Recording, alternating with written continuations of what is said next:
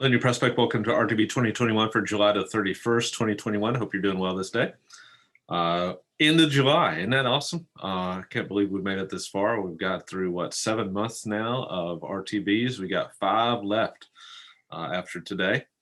So our text for today, we've got it's Judges 14, right in the heart of the story of Samson, the Samson cycle in the book of Judges. Jeremiah 27, then Acts 18, and finally Mark 13. And we've been doing this lately, so why don't we start with Mark, once again, Mark 13.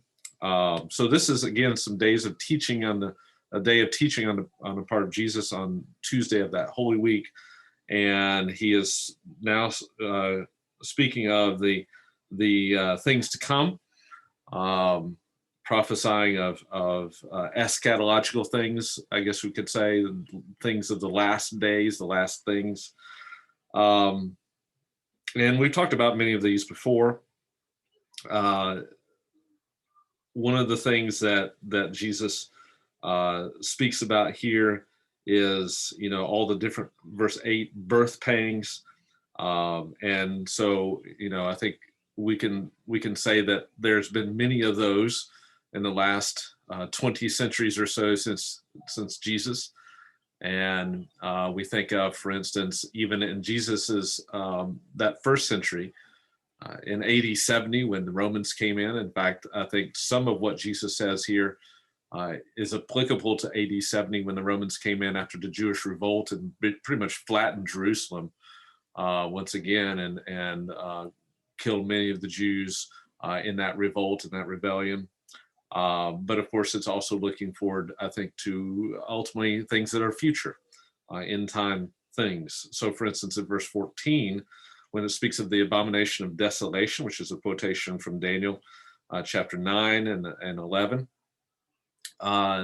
here's something that I think has 3 separate fulfillments. In Daniel, it refers to, at least initially, I think, to what happens in Antiochus Epiphanes, in that suppression of the Jewish people and the subsequent by the Seleucid Empire and the subsequent revolt of the Jews against the Seleucids and against Antiochus, who was trying to wipe out the Jewish faith during that time. So 167 BC, I think I may have said AD, but BC, so about 150 years or so before the time of Christ.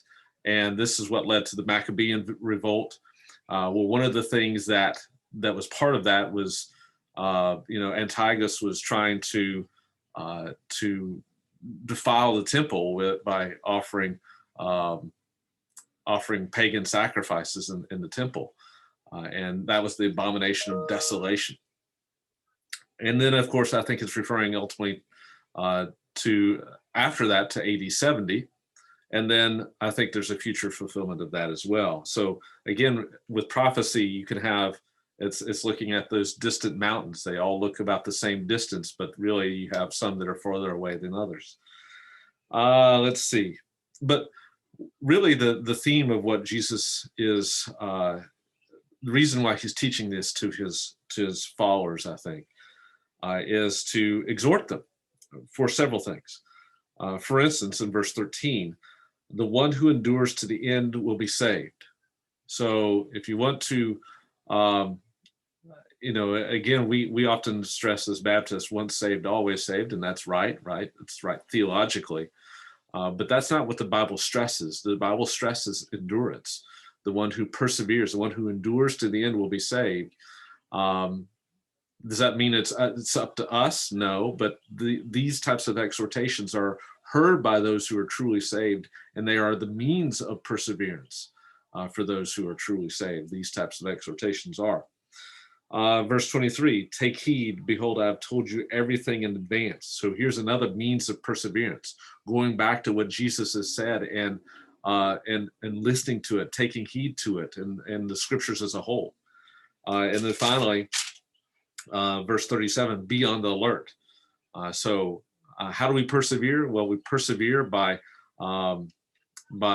enduring, even in the midst of persecution. We persevere by remembering and taking action on what Jesus has told us, and we persevere by being on the alert. and always being expectant for Christ's return. So Mark 13. Let's go on to Acts 18. So we're still in the second missionary journey, and we will, by the end of this chapter, start the third missionary journey. And this is where Paul ends up at Corinth. And of course, this is a trying time for the Apostle Paul. If you read through the story, the letters of First and Second Corinthians, you know the difficulty he had with this church. We also have, again, Paul starting that third missionary journey. This is also where where we meet Apollos for the first time, an Alexandrian by birth, an eloquent man who came to Ephesus and was mighty in the scriptures, but he was only familiar with the baptism of John. And so Apollos is taken aside by Priscilla and Aquila, who explained to him more accurately the word of God, and he ends up being a powerful witness to the scriptures and to the gospel of Jesus Christ. So continuing on with the second missionary journey, finishing that up and starting the third missionary journey here in Acts 18. Moving on to Jeremiah. So Jeremiah 27 is our text for today. In Jeremiah 27, we have another one of those encounters with Jeremiah of false prophets and priests who are leading the people astray, leading them into exile. And this is a sign act. This will continue on into chapter 28. And remember, a sign act it's a physical demonstration of whatever the message is. And Jeremiah is instructed by God to make bonds and yokes. And so he's got the big, you know what a yoke is that that wooden contraption that would be put onto the necks of oxen to keep them in control. It was just a sign of submission and control, right? And so this yoke that Jeremiah will be wearing is symbolic of the yoke of Babylon. And Jeremiah, of course, was telling the Israelites to submit to that yoke of Babylon and be saved, and telling the king, especially Zedekiah, in this case, to submit to the yoke of Babylon. And again, remember, Zedekiah was the last Jewish king before the exile. And of course, the people and the other prophets, the people were listening to the false prophets who were saying, God's going to break that yoke. He's going to, he's going to preserve us. He's going to protect us because we've got the temple. He's going to allow all the things that the Babylonians have stolen from the temple in previous incursions in 605 BC and 597 BC. He's going to allow those things to be returned. So they're prophesying all this good news. And here's Jeremiah saying, hey, you need to submit to these guys or else you're going to be destroyed by sword, famine, and pestilence, which of course are those covenant curses. In other words, to resist Babylon is to break the covenant with God, because God is sending Babylon as this kind of disciplinary measure against the Israelites. So you can tell that's not a very popular message, and yet Jeremiah is still proclaiming it because it's the word that God has given him to proclaim. Meanwhile, if I was an Israelite at the time and these other guys are claiming to be speaking in the name of God as well, I'm going to listen to the people who are preaching good news. But the message of God is not always easy, is it? And we need to heed the warnings because those are good news as well, right? In the grand scheme of things. So Jeremiah 27. Going over to Judges finally, Judges 14. And so remember that in Judges 13, we're in that final cycle of the Judges, where we're going into the last of the major judges, Samson, and everything seems to be sunny. Everything seems to be going right, and maybe Israel is going to be turning in the right direction. Here we have this guy who's separated from birth. He has had a miraculous birth. He was born to a barren woman, but through the miraculous intervention of God. Well, what's going to happen? Well, let's see what happens. Samson, verse 1 of chapter 14. Samson goes down to Timnah and sees a woman of Timnah who is one of the daughters of the Philistines, the people who are oppressing the Jewish people.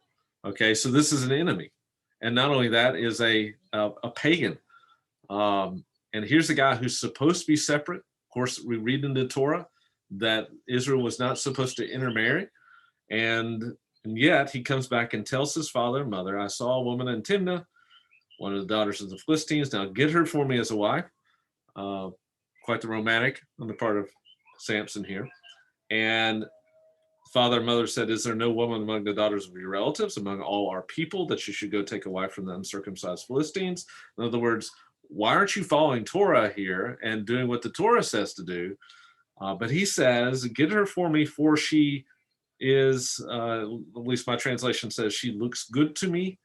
Literally, it is, "she is right in my eyes." And that'll become a key phrase when we get to chapter 17 and following in the book of Judges, because this refrain will occur over and over again in those chapters, that everyone is doing what's right in their own eyes. And so Samson becomes exhibit A.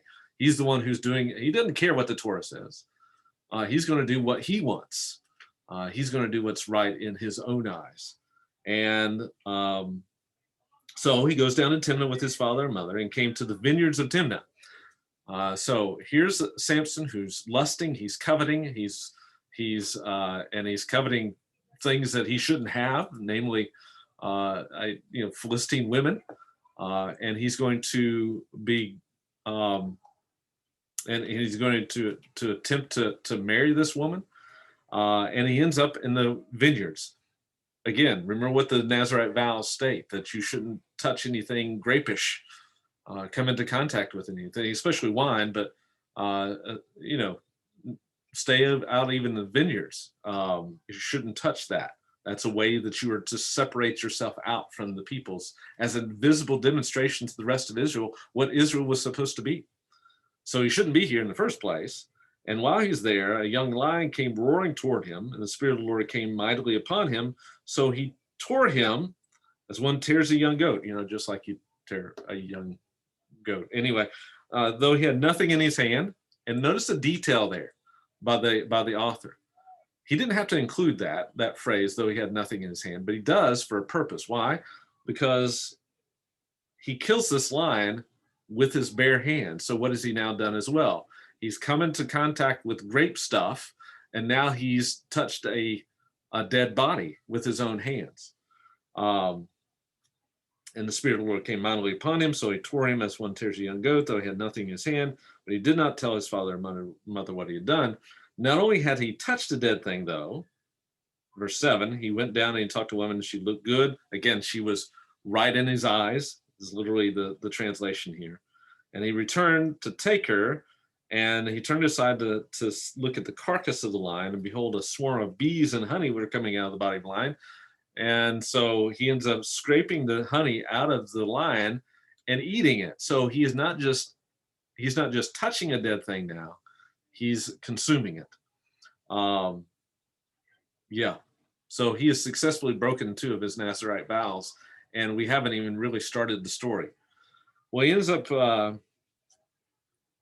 going down, and he is going to take this woman as his wife. They're having this bridal feast, which is literally just kind of a pagan drunken orgy going on. And Samson goes on to propound this riddle, and they can't solve it. The riddle is, of course, based on the lion that he just killed and ate honey out of.